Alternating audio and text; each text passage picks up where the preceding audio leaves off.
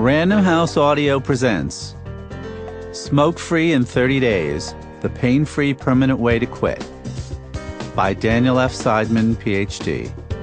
This is Daniel F. Seidman.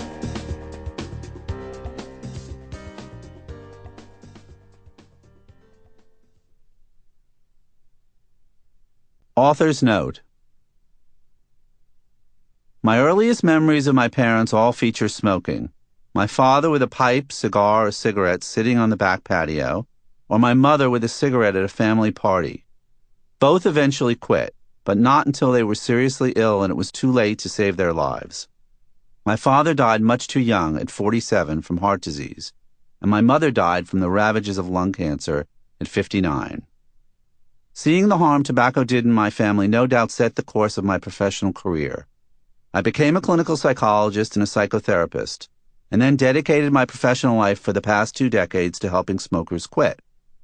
My personal history and my work with smokers certainly took the glamour out of smoking for me. Fantasies like sitting in an outdoor cafe in Paris puffing on a Gaulois, which captivate so many of my patients, are always countered for me by images of smokers gasping for breath in the intensive care unit.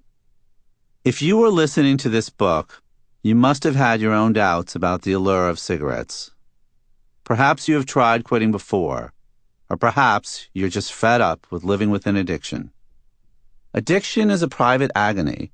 Individuals and their families suffer with addiction in silence and in shame, hoping for a spontaneous cure or a restoration of control. Patients often describe addiction as their personal demon, an alien force calling them away from their better nature. But the battle within can only end, as Bill W., the founder of AA, said, in a form of insanity, a turning away from reality, or in a recovery, a turning around somewhere in the core of your being. Recovery is not a triumph of willpower, but a triumph of self-love and of love from those around you. Drug addiction, whether to cocaine, alcohol, heroin, or smoking, is like a one-night stand that promises more than it delivers and then leaves you alone, feeling unloved. It may even land you in the sick ward. The dirty secret of smoking and other addictions is that the feel-good sensations and camaraderie that mark the beginning of so many smoking careers are later replaced by a desensitized brain and a loss of the initial pleasure. In later stages, smoking addiction is driven not by enjoyment but by habit, vague fears of change and withdrawal, a wish to restore control over the addiction, and discomfort from withdrawal symptoms. Or it can be driven by a plain lack of knowledge about how to get out of it. When smokers reach this point, they often feel trapped, fear they can't quit, smoke alone or in secret, and wish they had never started. Many people quit smoking on their own with little or no help. Other people quit with a great deal of help. And some people say quitting smoking is the hardest thing they've done in their lives. But the fact that quitting smoking isn't easy doesn't mean it's impossible either. Using the program outlined in this book has helped many people discover that quitting is really very doable and not as bad as they feared. It is my fondest hope for you that this book will help you find the easiest possible path to good health and emotional well-being as a non-smoker. Please note, although I do advocate the use of nicotine replacement therapy, NRT, and believe that certain prescription medications can be helpful to some smokers in quitting, I accept no funding from the tobacco or pharmaceutical industries. Introduction. Why will it be different this time? Maybe, like millions of smokers, you have tried to quit and have failed 1 or more times. Or maybe, like millions more, you want to quit but are afraid it will be too difficult, that you won't be able to handle the stress in your life without cigarettes. As a smoking cessation clinician and researcher, I have run successful programs at Columbia University Medical Center for the past 20 years. Most of my patients walk away smoke-free and stay smoke-free. They are surprised at how easily they did it, or that they could do it at all. I've helped smokers with medical problems, mood problems, substance abuse problems, and problems with everyday stress of living. I want to share with you the strategies that spelled success for these smokers. As a clinical psychologist, my goal with all my patients is to help them change their thinking about how they approach conflicts and problems. A similar kind of shift in perceptions can help smokers lose interest in smoking. My 30-day program is based on my clinical practice and on first-hand research with all kinds of smokers. It takes into account the fact that not all smokers are alike. Unlike other programs, it offers simple, straightforward methods that you can tailor to your specific needs and personality to overcome the particular emotional obstacles you face. How this program differs from Alan Carr's in The Easy Way to Stop Smoking. Alan Carr, a reformed smoker, published an influential book in 1985. Carr's book focuses primarily on the false mental beliefs that crop up around and perpetuate addiction. But it is not just false beliefs that create an obstacle to quitting for so many smokers. It is also the smoker's automatic behavior patterns, habits, and their emotional attachment and connection to smoking.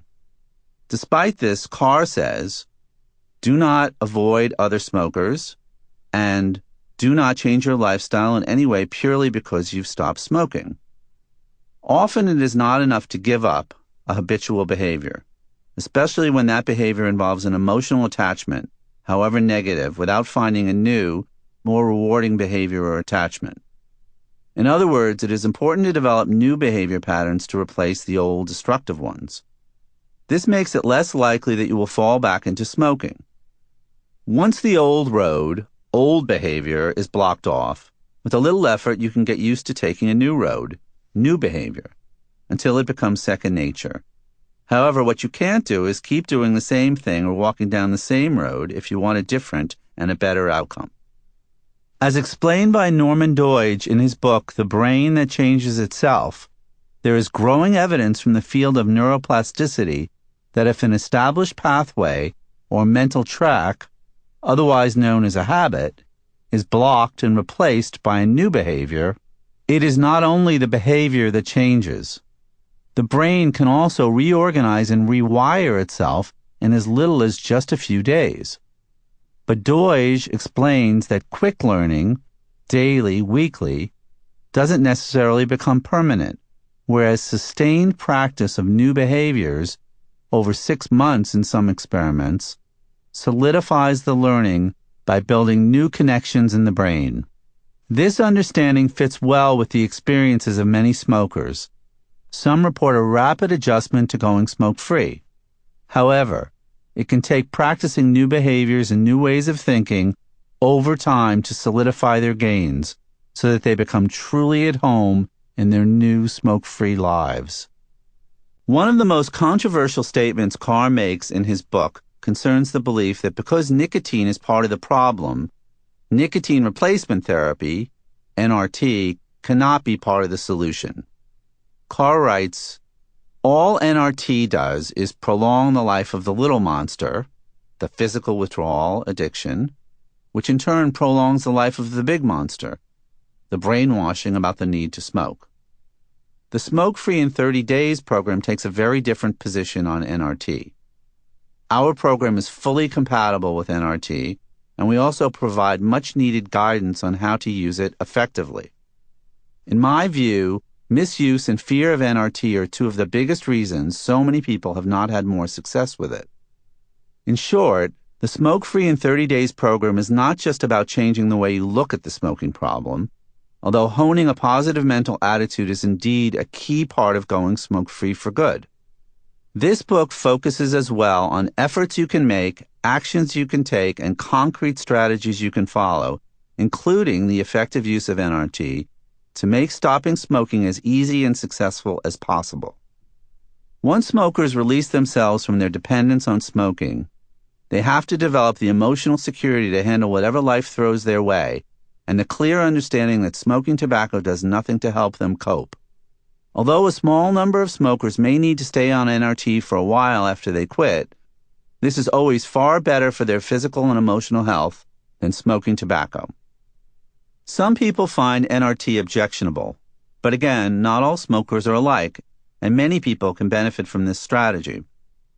As this book will demonstrate, knowing what you as an individual need to do and how you are going to handle your own personal triggers to smoke is the key to completely and permanently losing interest in cigarettes. This is Sample complete. Ready to continue?